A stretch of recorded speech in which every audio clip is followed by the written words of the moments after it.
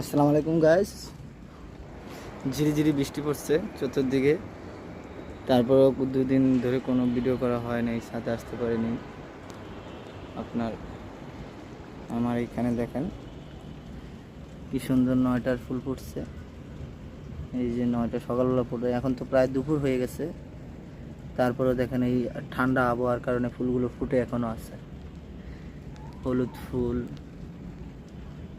এই সাদা ফুল, সাদা 9টার ফুল, এটাও 9টার ফুল, লাল ফুল, লাল ফুল, মানে বেশ কিছু ফুলই আমি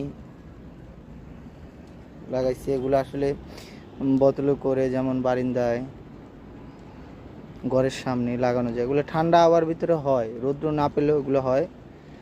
তো এই ফুল গাছগুলো যারা চিনেন জানেন, তারা ইচ্ছা করলে এমনি খুব সুন্দর লাগে।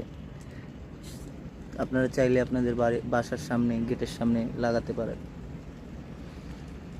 এই যে এইটাও একটা, এগুলা ঘাস ফুল বলে, অনেকে 9টার ফুল বলে। এই যে এটা সাদা, একই জাত, আর এই জাতগুলো আলাদা, এই জাতের পাতাগুলো আলাদা। আর এটা আরেকটা জাত, জাতের ভিতরে আছে হলুদ, লাল, বিভিন্ন রঙের আছে।